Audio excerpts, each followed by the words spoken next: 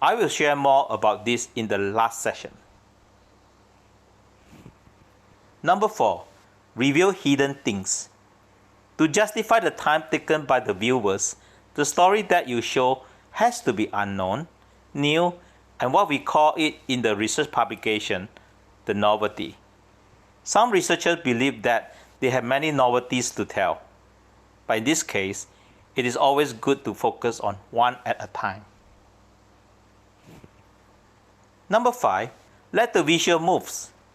Definitely we know that a static visual cannot move, but we can use the rule of thirds to create a visual flow, making the pictures alive in a visual.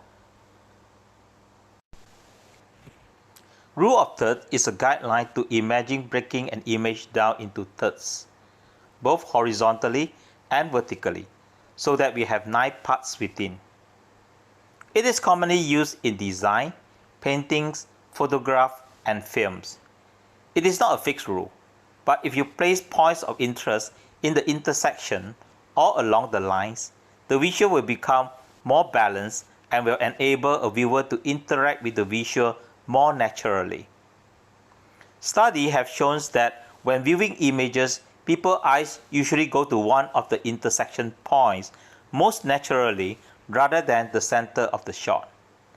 The rule of thirds works well with this natural way of viewing an image rather than against it. If you look at the image of the green balloon, the main character, the balloon, is located close to the intersection point at the top left side.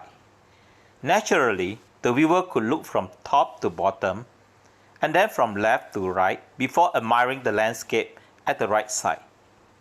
There are more than one visual flow, and it depends on the individual preference. But again, generally, all visual flow follow the rule of thirds naturally. If you now look at the lady image, eyes are the attraction, and viewer could gaze up and down at the center vertically before looking at the left right at the bottom. Interestingly, this is an advertisement, and the brand name Vaseline is the last thing that the designer wants you to see. The idea of the visual flow is beauty associated to Vaseline, and it is not the other way. If you look at the movie Thor, the same approach applies. Thor stands at the 2 intersections of the right. Naturally, he is the main character before we move our eyes to the Mjolnir, which is the Thor's hammer. The rule of thirds is a good rule to apply even for your daily photography using smartphone, or wireframing your poster prior to designing it. A wireframe is an invisible guide to help a designer to lay out the page. Mostly, all the smaller parts of your poster are square or rectangular. They fit nicely with the rule of thirds. Understanding the 5 rules of story showing, it is now possible for you to appreciate a great visual, a great picture, a great painting, a great poster, or even a great user interface. But there's one more thing that you need to know, and that is the hero shot. What is the hero shot? It is a visual representation of the protagonist. In my earlier sharing, I mentioned about the main characters like the balloon, the lady, and Thor, and all these are the protagonists. But what is the protagonist of a research? It is very important for you to choose one protagonist, but not many protagonists for one visual. There's always an exception, but for a good start, stick to one protagonist for one hero shot.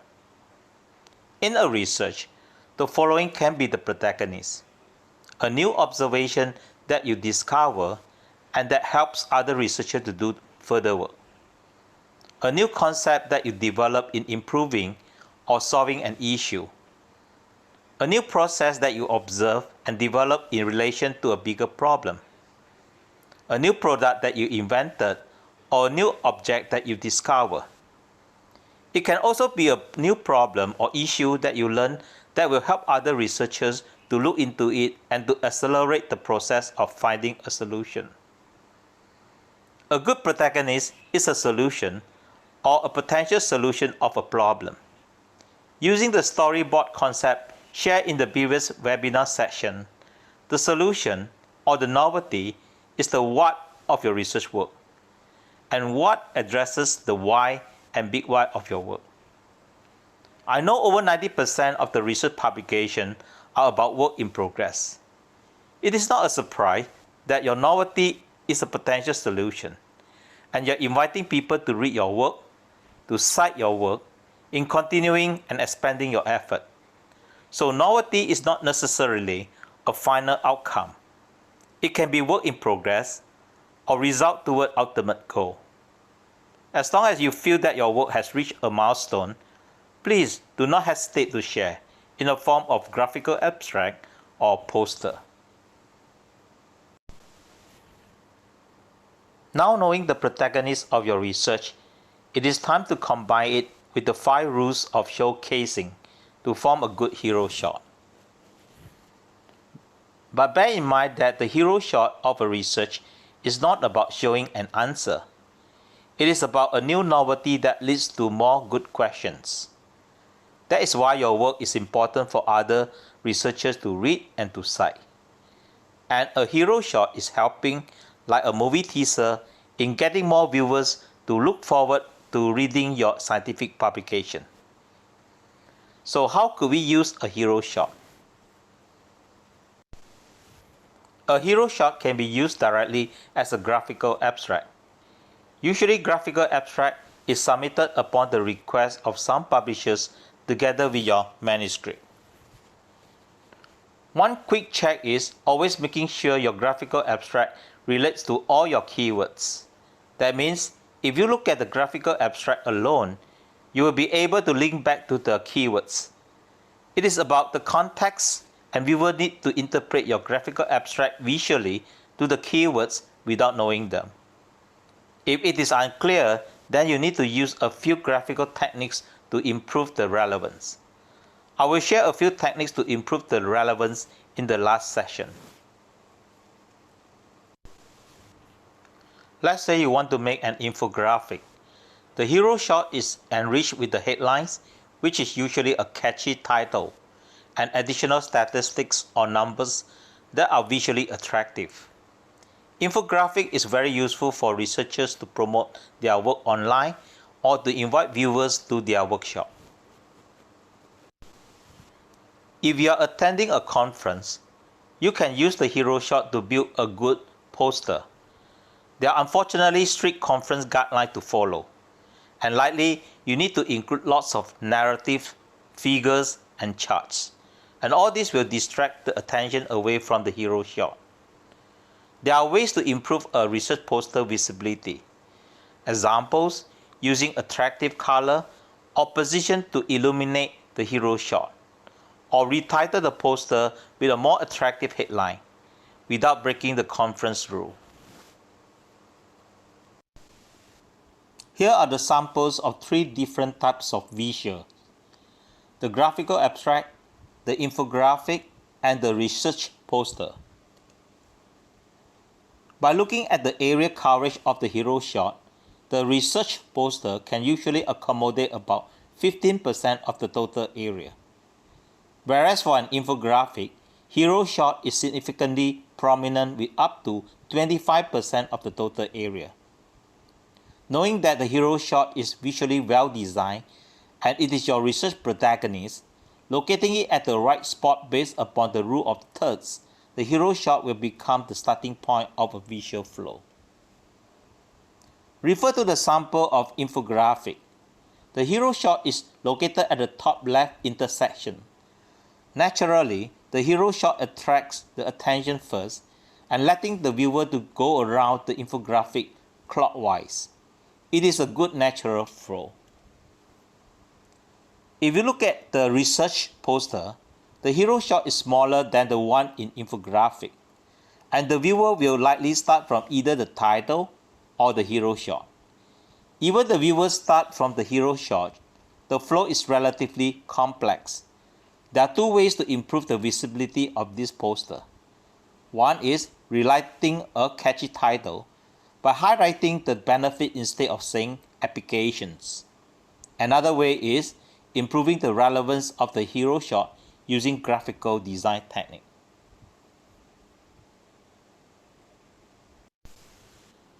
From now on, I will focus on graphical design skill, and let us begin with the information graphic continuum. Broadly, there are three types of visuals. The first one from the left is data visualization, and from a designer perspective without the domain knowledge, it is abstract. There are different types of data visualization, example, graph, and chart, and are commonly used by researchers to show the results.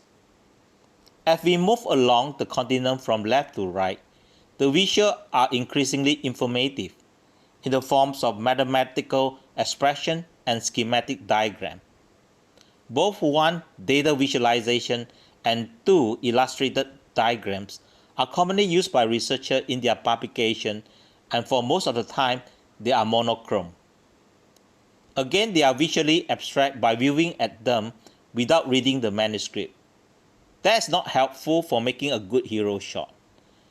And without a good hero shot, it is challenging to make a good infographic or poster. The most figurative visuals are called representative illustrations.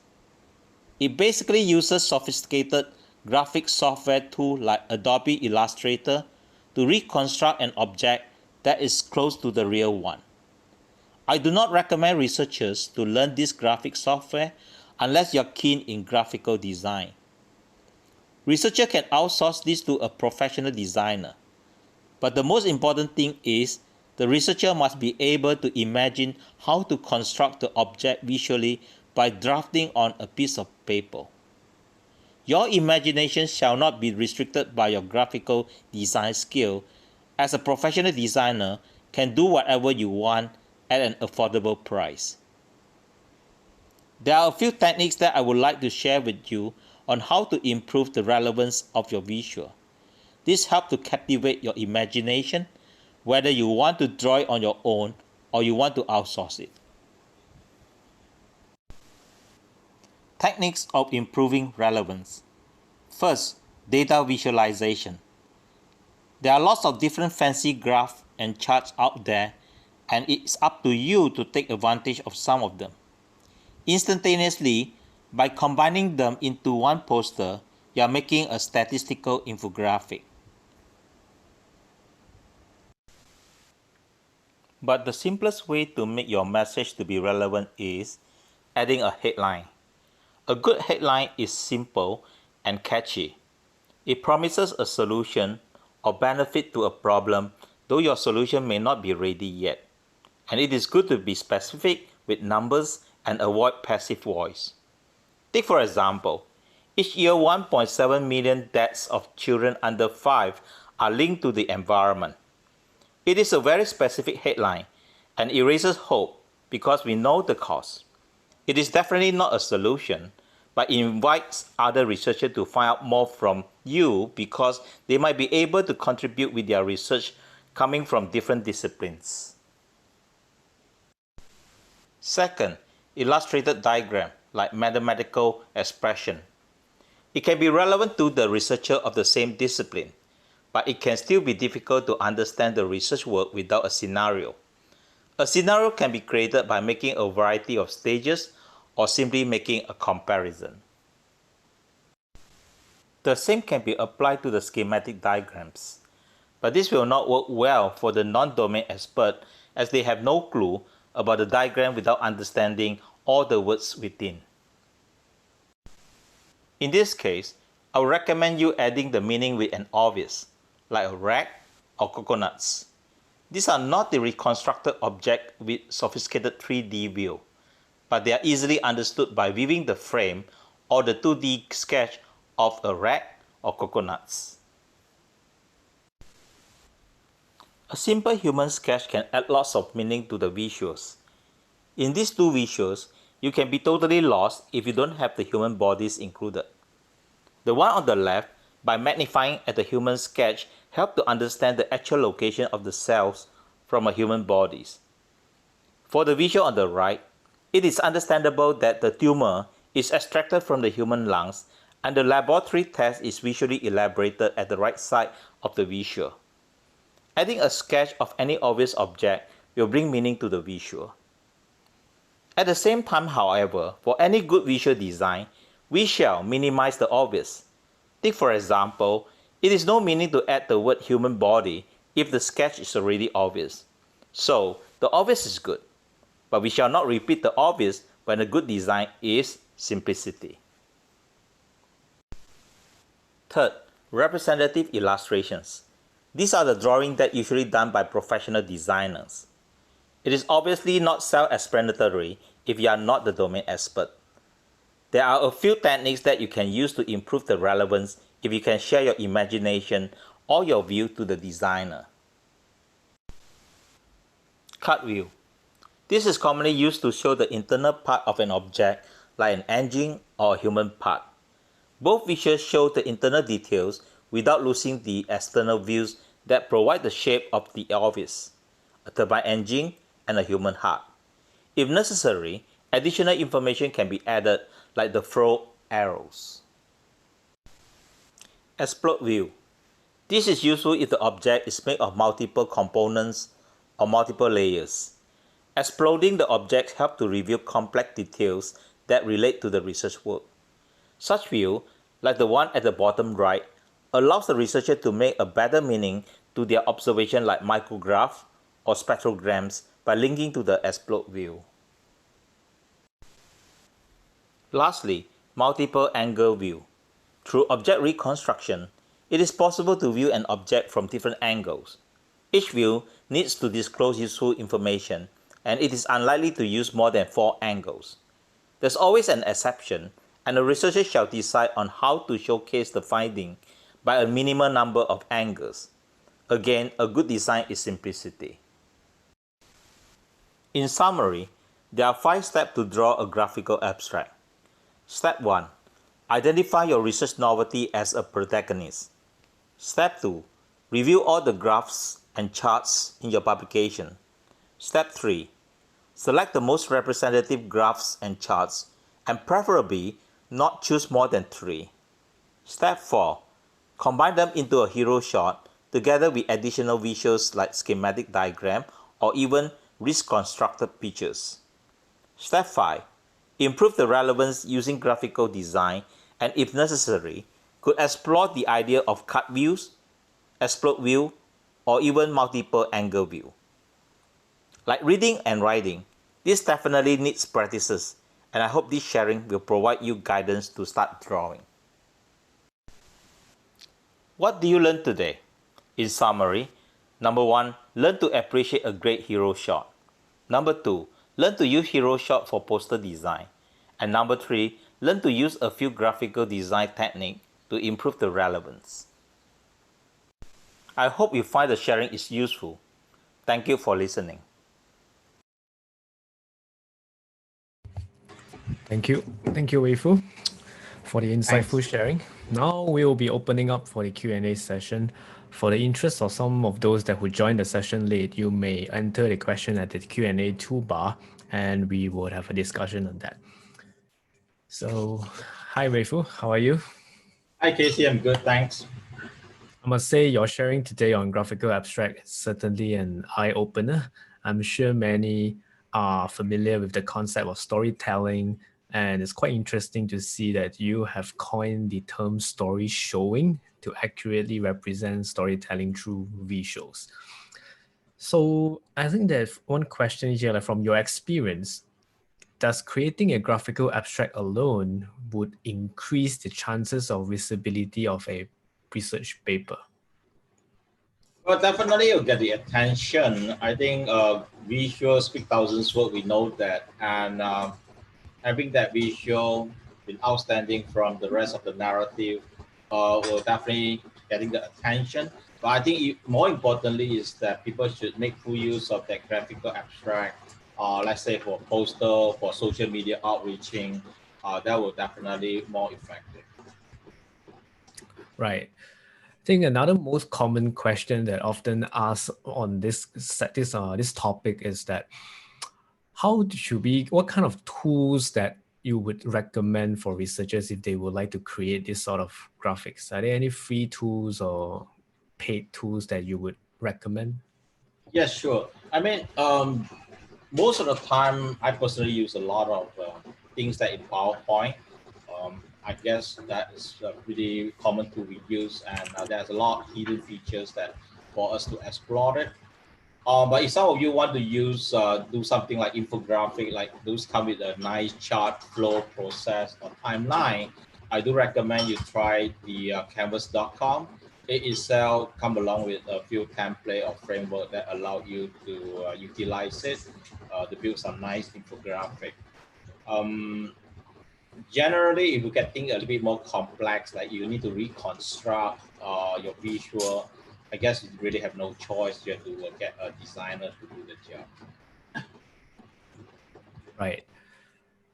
So is it a good idea to use different type of graphs and charts in one presentation? That's a very good question. I think you should not use different graph and chart to tell the same message. I think it's all about telling a story. It's like the way when we talk to people, we always say that from this perspective or that perspective, we do scenario. So the graph thing is actually helping you to looking at different angles. And as long as you try to review things in a different perspective using chart and graph, I think that's nice.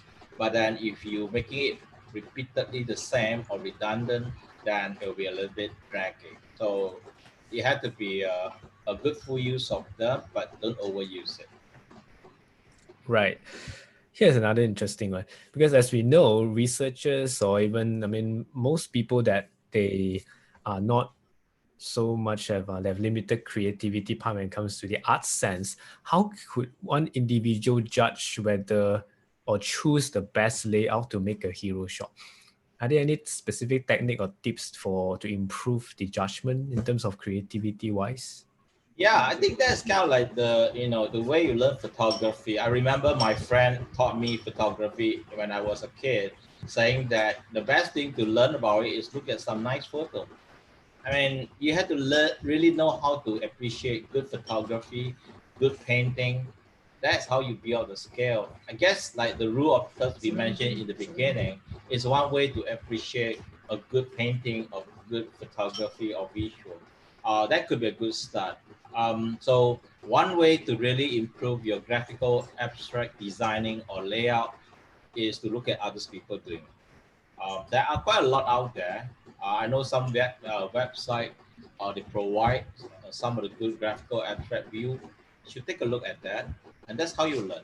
And I think something for scientific thing is quite consistent because a lot of time is either you're talking about new process, new flow, like the medical thing when you do a zoom or so-called the overview of the human part, and then you look and you do a blowout view, that kind of thing. That's a common technique used. I mean, a lot of times you pretty much can just copy the same idea, but disclosing your novelty. Right. I think there are quite a few even in Instagram. In Instagram, a lot of publishers that have an Instagram account, they do post several graphical abstracts at those accounts as well. So I think it's good to follow them as well. Yeah, I think so. I think you kind of learn how to appreciate good visual, good features. That would definitely help. And when you just mentioned about social media, definitely in the social media environment, those are the things that getting a lot of attention. There's one question here stating, can we use graphical abstract in research papers other than scientific research papers? Research paper other than scientific. I guess the same thing, right? Yeah. Well, I think graphical abstract at the moment, most of the time you can use it in scientific publication. As I guess it's like the way when you doing a research, you gather a lot of data. Now you're not going to list down your data and tell people and say, this is my finding. you will try to condense the data into a chart, into a tables. That itself is the beginning of the so-called making into graphic. In fact, the word infographic is really started from chart and graph, and then you enhance it, it become more colorful, more attractive. That become infographic. So the answer, yes, you should try to make your presentation of your work as much as easy to comprehend using graph, chart, or visual, even in the manuscript level. And of course, I know a lot of publication with restriction on monochrome, that probably it can't use much with color. But I think as we know that publication is evolving toward a lot more digital, I'm pretty sure that in the near future, researcher will be asked to submit animation, video to go along with that, which is, as you know, right now, most publishers were asking researcher to submit plain language summary and graphical abstract as well. So we are in the so-called changing world. A lot of things need to be like getting more attractive and attention, and the skill of storytelling it become quite essential. Right. So to sum up a few questions here, I think a graphical abstract is not only meant for getting your paper accepted or attached to the research paper. It's more becoming more like a promotional material of your research, right? It's like Yes, in yeah. fact, we work with some client. They even use some of this to do their fundraising. They use this for the 3-minute pitching.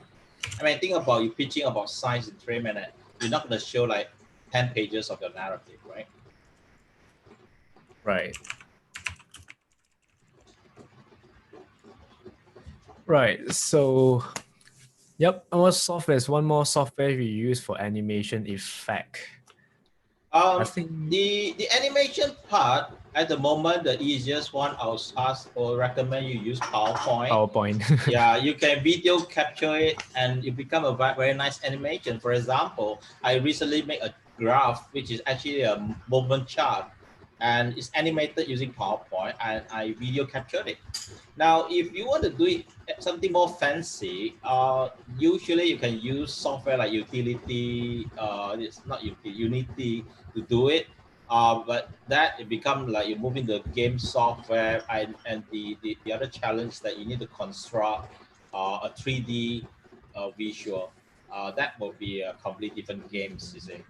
I mean, you eventually even do augmented reality, that even more fancy. I guess that's the best thing to do is to outsource it. Right. Right. Thanks, Weifu, for doing such an informative sharing, and also appreciate all the questions from the audience. But due to the interest of time, we may not be able to answer all your questions. But we have actually created a Skype group, so you may just scan the QR code on the bottom right of the screen, and you'll be invited to this Skype group discussion. So from there, if you have any further questions or inquiries in the future, you can just feel free. We'll be there to answer you and provide some consultancy at there. And also, in order to bring you a better experience, that the top right corner is actually a feedback form for you to leave us a feedback so that we could improve better in our next upcoming session. So do join us for the last session of this series this afternoon on Promote Your Work Online. Thank you for your time and participation. Have a good day, and I'll pass it back to Avantika to do the closing. Hi, Tang. Thank you so much. To all the attendees for your information, I have shared the registration link in the chat. Please register for the session if you haven't done already. The session is at 2:30 p.m. Right. So thank you. See you guys at 2:30. Yeah, thank you, Tang. Bye-bye. Thank you.